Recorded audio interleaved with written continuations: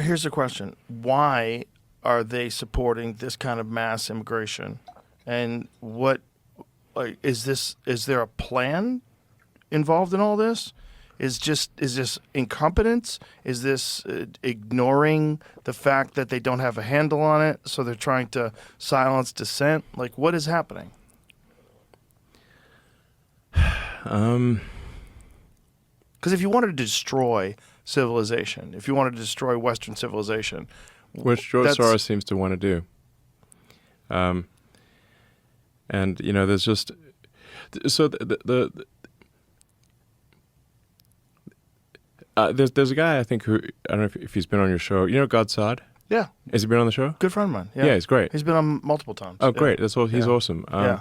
So, the way he's got a good way to describe it, which is suicidal empathy. Yes. So, is that you prey upon people's empathy? You say like, well, you feel sorry for something for some group, and then like, well, and that empathy is to such a degree that it is suicidal to your country or culture, and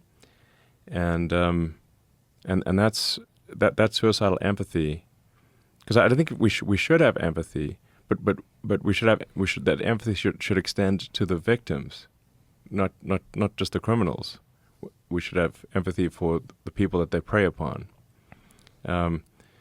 But that suicidal empathy is also responsible for why somebody's arrested 47 times for violent offenses, gets released, and then goes and murders somebody in the U.S. That's you see that same phenomenon playing out everywhere, where the suicidal empathy is to such a degree that we're actually allowing our women to get raped and our children to get killed. But it just doesn't seem like that would be anything that any rational society would go along with. That's what makes me so confused. It's like you're importing massive numbers of people that come from some really dark places of the world. Well, there's no vetting is the Right. issue. It's like Right. it's like if there's no vetting, like people are just coming through. Like, well, what's to stop someone who just committed murder in some other country from coming to the United States or coming to Britain and just continuing their career of rape and murder?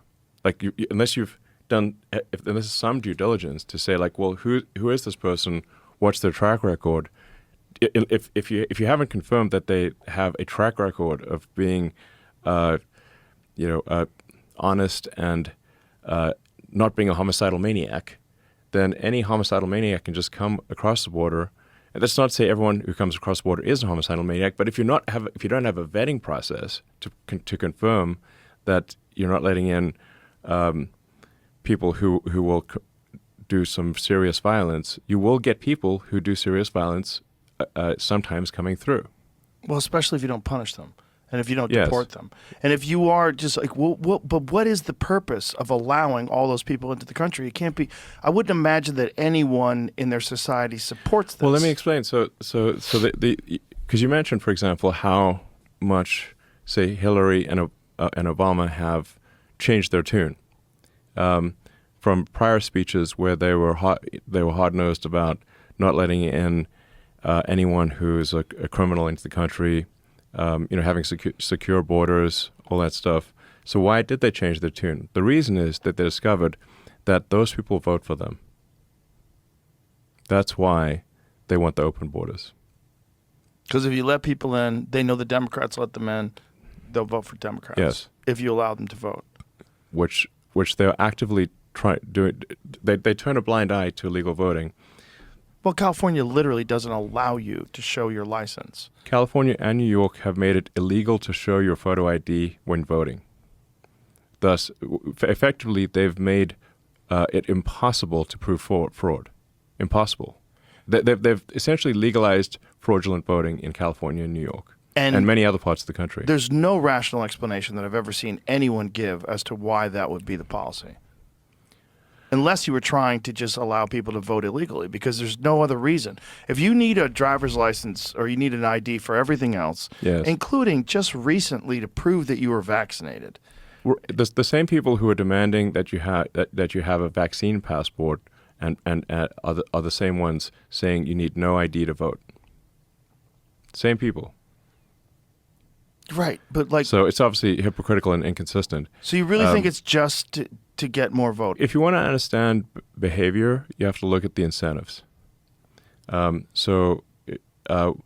Once the Democratic Party in the U.S. and the left in Europe realized that if you have open borders and you provide a ton of government handouts, which creates a massive financial incentive for people from other countries to come to your country, and you don't prosecute them for crime, they're going to be beholden to you, and they will vote for you. And that's why Obama and Hillary went from being against open borders to being in favor of open borders. That's the reason. In order to import voters so they can win elections.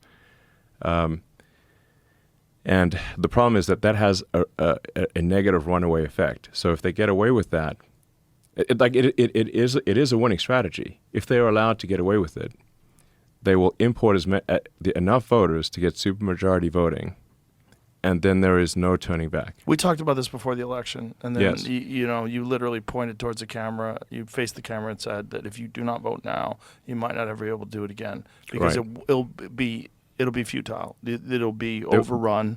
Yes, They'll keep the borders open for another 4 years, and then their objective will be achieved. correct. If Trump had lost, there would never have been another real election again, because Trump is actually enforcing the border. Now, you can point to situations where there's been, immigration, enforcement has been overzealous because they're not going to be perfect. There'll be cases where they've been overzealous in expelling illegals. But if you say that the standard must be perfection for expelling illegals, then you will not get any expulsion. Because perfection is impossible. And you've probably got millions of people that are here that are trying to be here under some asylum pretense, right? Yes. Like you could just come from a war-torn part of the world. They changed the definition of asylum to be economic Right. asylum, Which is everybody. which is everybody. Yeah. So It's the asylum, lowest bar to prove. asylum is supposed to mean that if you go back to your country, you'll get killed. Right. That's what we mean by that was what it's supposed to mean. They changed the definition of asylum to be you will have a decreased standard of living, which is obviously not real asylum. And you can test the absurdity of this by the fact that people who are asylum seekers go on vacation to the country that they're seeking asylum from. That doesn't make any sense. Yeah. It doesn't have to. When you understand the incentives, then you understand the behavior. So once the left realized that illegals will vote for them if they have open borders and combine that with government handouts, Yeah. to create a massive incentive, they're basically using U.S. and in Europe, U.S. and European taxpayer dollars to provide a financial incentive to bring in as many illegals as possible to vote them into permanent power and create a one-party state. And I invite anyone who's listening to this just do any research, and the more you dig into it, the more it will become obvious that what I'm saying is absolutely true.